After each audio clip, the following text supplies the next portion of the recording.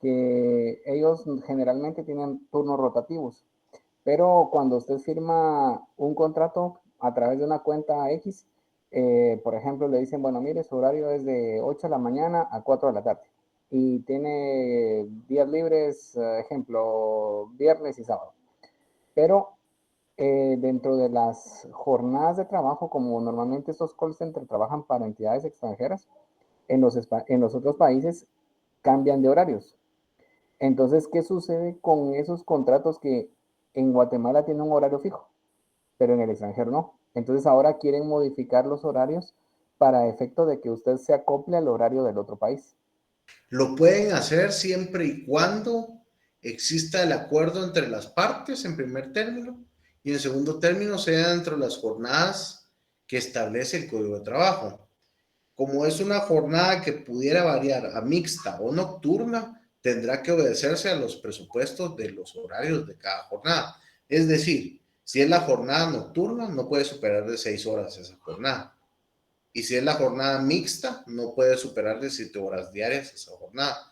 Siempre apegándonos, por ejemplo, que si el servicio que se va a prestar es para una cuenta que se da en España, en ese entendido, pues puede ser parte de la madrugada para que se entienda parte de la mañana en España, ¿verdad? Por razón horaria. Entonces ahí estamos hablando de una jornada nocturna y que obviamente ahí tendría que estarse a lo establecido a las 6 horas. ¿Sí? Pero no tampoco tratar de hacer jornadas extendidas, pero tendría que hacerse las dos situaciones, Maco. Primero, el que haya un acuerdo de voluntades para el cambio de las jornadas y que sean apegadas a las jornadas ordinarias de Y trabajo. ese acuerdo puede ser verbal. Mejor si fuera escrito. Mire, puede ser que ellos no lo estén, y aquí vengo ya sacándole tips, ¿verdad? Porque es lo que uno hace pensando en patrono. Puede ser que ellos lo vayan a hacer verbal para que eso no vaya a implicar un cambio en las condiciones laborales que sea susceptible a denuncia, es decir, cuidándose las espaldas. Cuestión que pudiera traerles problemas también. Yo recomendaría tratar de llegar a un acuerdo y tratar de hacer los cambios. ¿Sabe por qué no se hace esto? Porque a veces por el tema de los turnos y las horas, que al cambiar las jornadas de nocturna a mixta, ya son menos las horas y eso quiere decir que van a haber más espacios sin cubrir y eso implica más contratación de personal. Entonces, creo que depende de una administración del personal el por qué ellos también lo quieran hacer de manera verbal. Ok, gracias, Alex, muy amable. Con gusto. Juan Francisco, tiene el uso de la palabra. Gracias, licenciado. Buenas noches. Fíjese que Gracias. hay algunas empresas que han optado ahorita, después de la pandemia, por mezclar los turnos. Sí. Y entonces, a pesar de que las personas tienen horarios mixtos u horarios nocturnos, ellos siguen funcionando como un trabajo diurno y el tiempo ordinario de trabajo no baja de las 44 horas. O sea que hay cierta violación en cuanto al límite de los horarios de 6 y 7 horas para los otros dos horarios, pero lo que hacen es que los dejan, digamos, 2 o 3 semanas con el horario diurno, luego trabajan una semana horario nocturno, pero cumpliendo las 8 horas laborales, y luego otras 2 o 3 semanas con horario diurno y una semana con horario mixto, cumpliendo igual las 8 horas.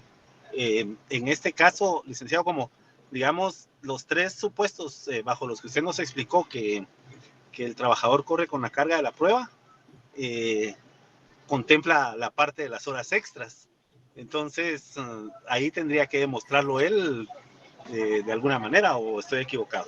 Sí, pero también el tema de la vulneración del derecho laboral del respeto a las jornadas de trabajo, que eso va en abono a la carga de la prueba que tendría que tener el patrón. O sea, sí por las horas extraordinarias como derecho al trabajo extraordinario del trabajador, que ahí sí tiene que probarlo el trabajador, pero como la violación a esos derechos laborales, que el patrono, que el trabajador pueda hacer su denuncia, la carga de la prueba en ese sentido la tiene el patrono, ya que no está respetando las jornadas de trabajo. Gracias, Lick. Y en este caso quisiera consultarle porque conozco a varias personas las que están sufriendo de este tipo de situaciones y digamos, incluso las personas responsables de estos grupos o equipos de trabajo ni siquiera han tenido el cuidado y envían los horarios de trabajo por vía WhatsApp o a grupos, y me imagino que como prueba científica o tecnológica podría tomarse una fotografía de estas siempre y cuando, como lo manda el derecho, esté certificada, me imagino. Sí, sí es parte de ese aparato probatorio que debe de surgir para el tema de poder comprobar las horas extraordinarias, pero también dentro de los elementos que la Corte de Constitucionalidad ha estimado es que haya una ordenanza por escrito por parte del patrono. Fíjese cómo es ese tema tan específico, que es primero que haya una instrucción por parte del patrono para tener que laborar esas horas extraordinarias. Segundo, que se logre comprobar que realmente se hayan laborado esas horas extraordinarias. Y tercero, que exista un cómputo exacto de esas horas extraordinarias, bajo las formas de prueba general del derecho, que puede ser copias de relojes biométricos, memorándums, videos, testimonios de compañeros, libros de asistencia, y una serie de circunstancias más como correos electrónicos. Ahora lo muy famoso son las capturas o los chats de WhatsApp, que no solo simplemente que existan las capturas, sino que también se tienen que reproducir y conformarse tal y como lo establece el artículo 186 del Código Procesal Civil y Mercantil, que es a través de una certificación, una legalización de esos documentos, para que pasen a formar plena prueba. Entonces, todas esas formas y los elementos que le digo que la Corte de Constitucionalidad ha estimado para que el trabajador pruebe que labora esas horas extraordinarias, ahí sí se puede causar la procedencia, pero es un poquito complicado. Entonces, es una parte de la prueba que usted me está mencionando, que sí es parte de, pero no suficiente. Se lo digo porque con el tema de las horas extraordinarias, la gente a veces se molesta cuando uno les dice como abogado del trabajador, porque piensan que porque ellos existe esa carga moral, ese tema psicológico en que dice Lick, pero yo trabajé las horas. Sí, y entonces uno les explica eso que les estoy explicando yo ahorita. Y dice, ah, Lick, pero es que ¿cómo iba a saber yo? Es que Lick, yo no sabía. O sea, ese es el tema tan importante que en determinado momento primero nuestra, lo que sería el Congreso de la República tendría que ser reformas en ese sentido y que existiera un giro jurisprudencial en ese sentido de la carga de la prueba en cuanto a las horas extraordinarias. Porque mientras eso se mantenga así, ahí está la ganancia del patrón con las horas extraordinarias. Y donde se ve muy reiterado son en aquellos todos servicios que son de alta necesidad, como los servicios de seguridad, los servicios de hospitalarios, los servicios de atención permanente, los llamados centros de llamadas, los call centers, y que se da ese tipo de situaciones. Entonces, yo más me iría por el lado de que les traten de regular los horarios, las jornadas de trabajo. El factor económico es un poquito difícil, pero ya que yo le estoy diciendo esto, y si usted les puede decir que traten de documentarse con todos estos elementos para efectos de que en algún momento no se les paguen, tengan las pruebas suficientes para poderlo reclamar. ¿Sí? Sí, gracias. Fíjese que en realidad no fue tanto que, digamos, se pidiera asistencia o algo así, sino que a mí me llamó la atención por decirle algo, que alguien tenía horario de 2 a 10 de la noche, que para mí ya no es un horario diurno. Eh, Alguien tiene de 3 a 11, o sea, son 8 horas, pero por la naturaleza del trabajo, digamos, por ponerle un ejemplo, licenciado, si usted trabaja en una cafetería, en un restaurante o en un lugar de servicio directo, generalmente los cierres se hacen, como la palabra lo indica, al cierre del negocio.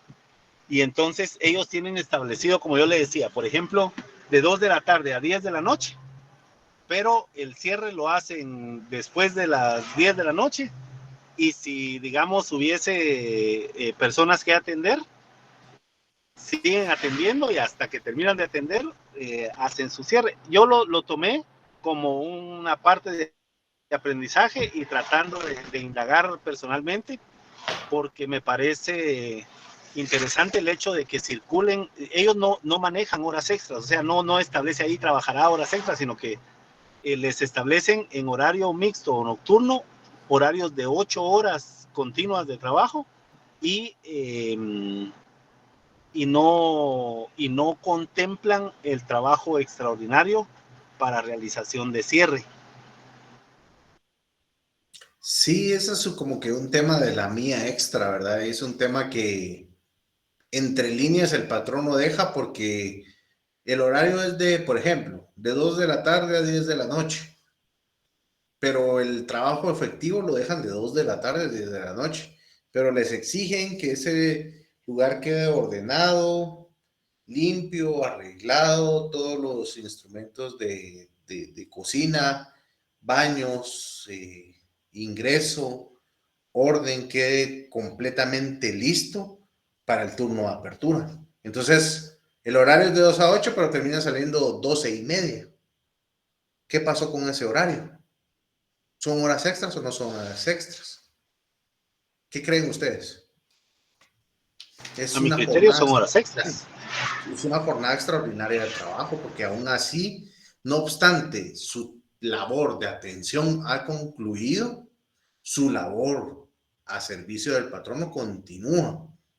Y eso es algo lo que muchos no ven, pero es una situación que utiliza el patrono en ventaja, porque es lo que muchos dicen: ponete la camiseta, da la mía extra, si usted tampoco no da, no se le puede dar. Es ese trabajo psicológico que el patrón utiliza para tener al trabajador sometido de esa manera, y que en determinado momento el trabajador acepta como un tema de necesidad. Pero para lo que es la letra de la ley y las disposiciones legales, puede estar al servicio del patrono de 2 a 10. Y si va a estar más allá de ello, por eso el Código de Trabajo establece la jornada extraordinaria. Ahora bien, informemos al trabajador, es parte de una cultura que debería existir en el pensum de estudios desde, eso siempre lo he dicho yo, desde el área básica, desde el área de diversificado, en la cual debe haber una preparación legal para todos los estudiantes, independientemente que vayan a estudiar o no derecho, que sepan todos los preceptos, desde que nadie puede alegar ignorancia a la ley, porque desde ahí nace todo.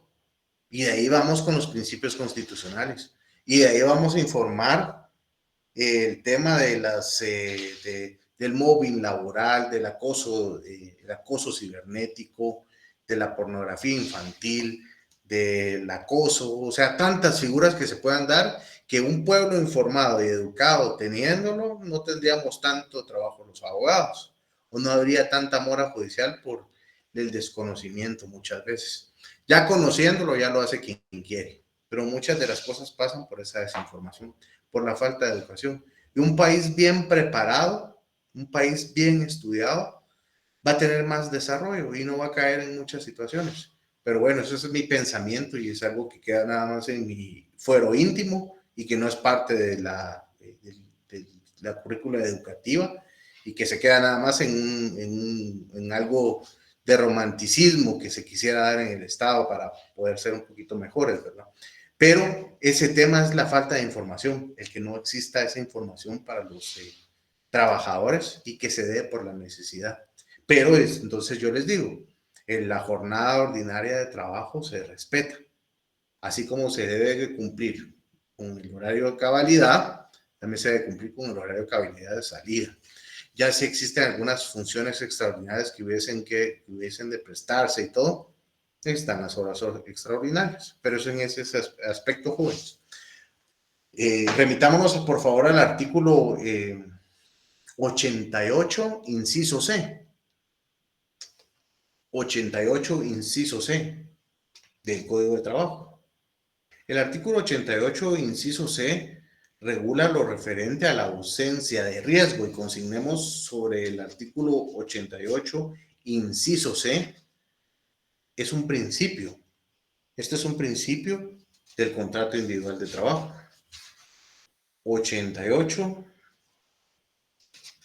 inciso C.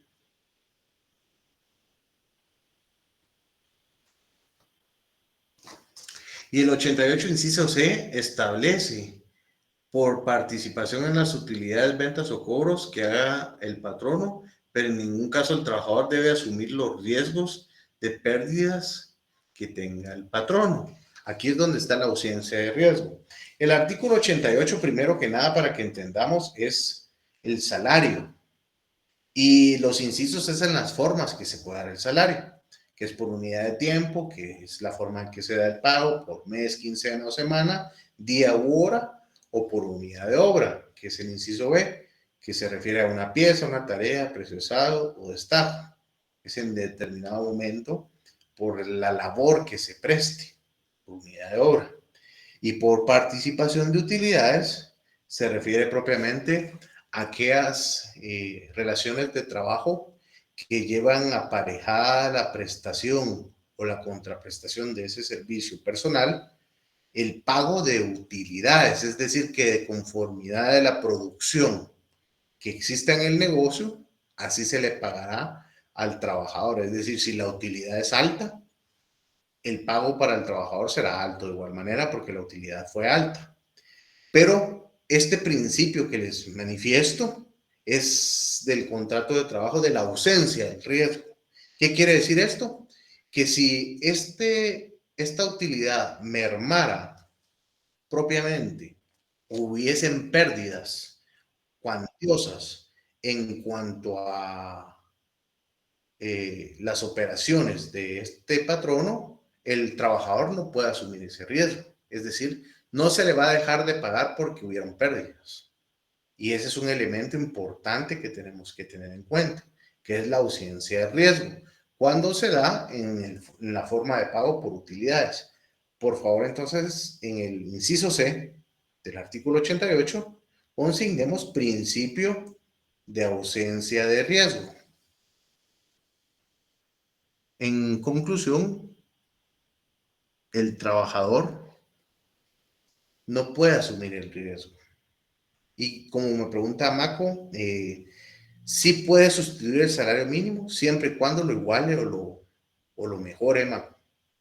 No puede ser mínimo al salario mínimo establecido. Muy bien. Otro principio que tenemos que tomar en cuenta es el principio de exclusividad. Artículo 18. Si pudiera leerlo alguien, por favor, el artículo 18. Exclusividad. Principio de exclusividad. La, Yo la, les digo, exclus- es el tercer párrafo, disculpen. la Tercer párrafo. La exclusividad para la prestación de los servicios o ejecución de una obra no es característica esencial de los contratos de trabajo, salvo el caso de incompatibilidad entre dos o más relaciones laborales, y solo puede exigirse cuando así se haya convenido expresamente en el acto de la celebración del contrato. Muy bien. Quiere decir que este principio, por favor, y sobre el párrafo tercero del artículo 18, consignemos principio de exclusividad. ¿Qué quiere decir este principio? Que para la prestación de servicios o ejecución de una obra no es característica esencial la exclusividad, es decir, no le pueden decir, mire, usted solo trabaja con nosotros, usted va a trabajar solo con nosotros y le ponemos esta cláusula de exclusividad, salvo que la labor que se preste sea incompatible con otra. ¿Qué incompatibilidad se puede dar? Tiempo, distancia, competencia desleal, ¿sí? Esos serían los factores de incompatibilidad que puedan existir, porque lo que pasa es de que usted es una persona muy proactiva y tiene mucha energía y necesita tener mucho dinero porque tiene 2 esposas, o tiene 2 esposas y 2 novias y quiere tener dinero, o viceversa, ¿verdad? Para las damas, o quieren ser una persona o son muy proactiva de por sí, y que quieren laborar en 2 instituciones o 2 empresas diferentes, ¿sí? Que lo pueden hacer siempre y cuando exista la compatibilidad. Pero sucede que una está en Petén, otra está en Escuintla, y el horario es de lunes a viernes, de 8 a 5, hay incompatibilidad, por razón de tiempo y por razón de distancia. Y el tema de la exclusividad también, por la competencia desleal. Usted va a trabajar en la M de las hamburguesas y se ve en la corona de las hamburguesas, existe una competencia desleal, que incluso hay acuerdos entre los trabajadores de estas empresas para no prestar sus servicios de esa manera. Y también se puede dar la exclusividad cuando sea pactada, es decir, cuando exista un acuerdo entre patrón y trabajador de esa exclusividad. Ahí sí se puede dar la exclusividad como tal. ¿Sí? Y esa exclusividad a la que se refiere el tercer párrafo del artículo 18 no es un elemento, una característica esencial del código de trabajo, del contrato de trabajo. Sonia, tiene el uso de la palabra. Licenciado, eso le iba a preguntar. Por ejemplo, el principio de exclusividad debe definirse en el contrato al momento de la firma o, por ejemplo, hay algunas que por Lo lógica, hacen como usted aparte. lo dice, sí, Lo que pueden hacer como se aparte. menciona. Pero Bueno. tiene que existir ese elemento importante del código de trabajo, que es la característica que es consensual, ¿sí? Es de consentimiento. Debe existir el consentimiento recíproco de ambas partes, es decir, que el patrón obviamente le va a convenir la exclusividad, pero el trabajador debe decir, no, a mí sí me conviene la exclusividad también y la acepto expresamente. Entonces ahí hay una situación en la cual ya existe el consentimiento expreso del trabajador. Pero como un elemento o característica del contrato no puede existir. La exclusividad no. Y lo prevé la ley, salvo que sea por razones de incompatibilidad, que ya les di los ejemplos. Y sí puede ser cuando lo pacten patrón y trabajador, que pueden ir inmersos dentro del mismo contrato de trabajo o bien en un contrato aparte del contrato individual de trabajo. ¿Sí? Sí, con respecto a las incompatibilidades, sí. Se debe entender, ¿verdad, licenciado? Porque uno no puede estar laborando en la misma jornada en un lugar y también es establecido en otro contrato con la misma jornada. Pasó un caso en el que una persona pues tuvo un contrato ya de parte del Estado y coincidía con la jornada en su actual trabajo y se iba a cambiar de trabajo por esta oportunidad. Pero como estaba la cuestión de pandemia y todo, y en el Estado eran ciertos días que había que presentarse. Entonces, una duda, disculpe que le interrumpa, Sonia. ¿Ambas relaciones eran en el Estado o una en iniciativa privada y otra pública? No, una era en la anterior era por iniciativa privada. Okay. Y la nueva, por decirlo así, ya era de parte del Estado. Entonces, lo que quería la persona, el trabajador en este caso, era llegar a un acuerdo con el patrono de la entidad privada de solamente ausentarse esos días en el que tenía que presentarse ya en el nuevo contrato del Estado y mantener su trabajo, pero sí le hicieron ver de que no puede darse porque en el contrato nuevo establece su jornada, que por ejemplo es matutina, porque estoy hablando de la docencia. Entonces, y en la entidad privada también estaba establecida ya su jornada, que ahí sí era jornada completa. Y entonces a eso voy, de que no precisamente tenga que estar establecida este principio, pero sí hay de cierta forma, como usted dice, incompatibilidad para poderse ejercer la labor en otro lugar, sí, las jornadas en este caso por tiempo no pueden coincidir. Claro, claro, y también se da esa incompatibilidad al tenor de lo que establece el artículo 112 de la Constitución Política de la República cuando hablamos de instituciones del Estado, porque no se pueden ejercer dos cargos públicos o dos funciones como trabajador del Estado al mismo tiempo. El mismo artículo 112 de la Constitución establece, salvo en cuestiones de salud y docencia, pero ahí nadie puede. Se los dejo nada más para su acervo jurídico cultural, que no pueden ustedes ejercer dos funciones en el Estado por esa prohibición que establece el artículo 112 de la Constitución, salvo en casos, como les digo, de docencia y de salud. Muy bien. Consignamos en el tercer párrafo del artículo 18, principio de exclusividad.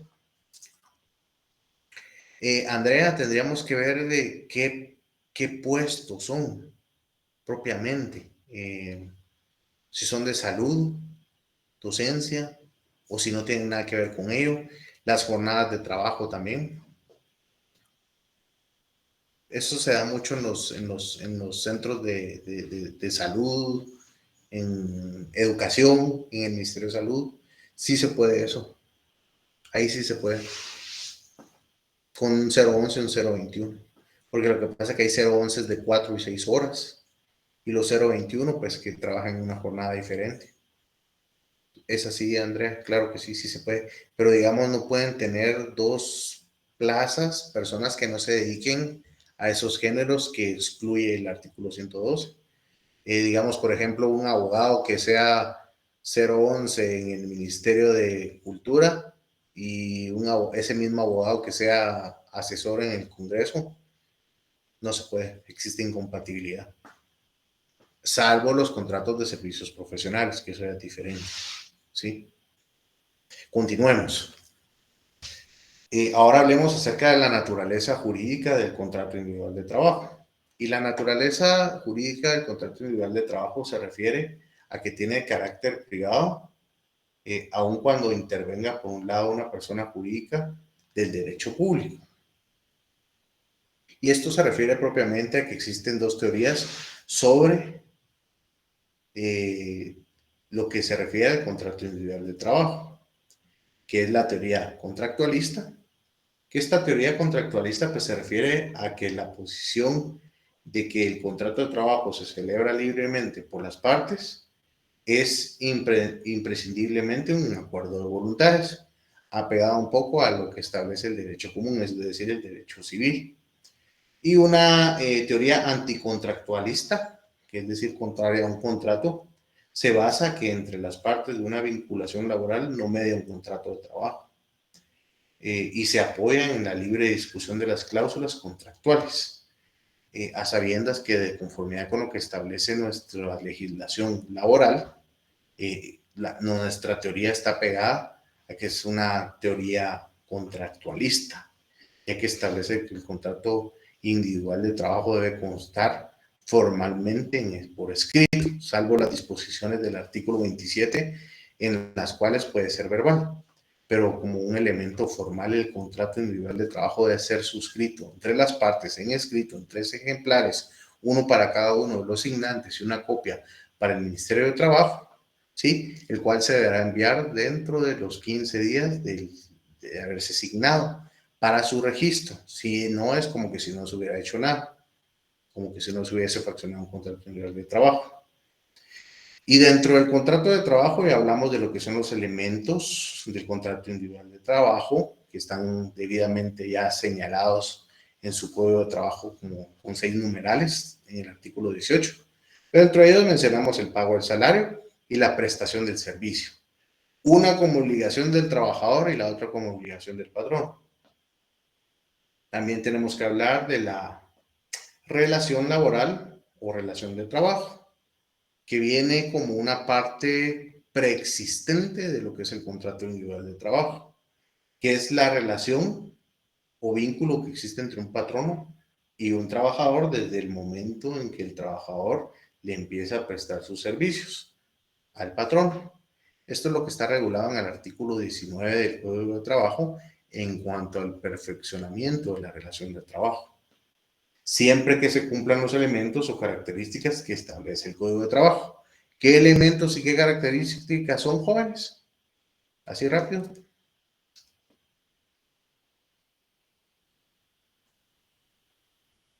Los que están en el artículo 18, licenciado. ¿Y cuáles son los que están en el artículo 18? Para la próxima clase los quiero así más chispudos en ese sentido. Me los van a decir así. También les voy a mandar material de apoyo.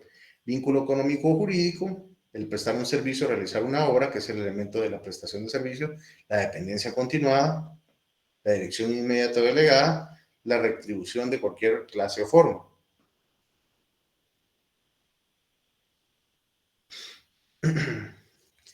Acá tenemos que aprender, hablando un poquito de lo que es ya habiendo visto los elementos de la relación de trabajo y que van inmersos dentro de un contrato de trabajo, ¿cuál es la diferencia entre contrato y relación laboral?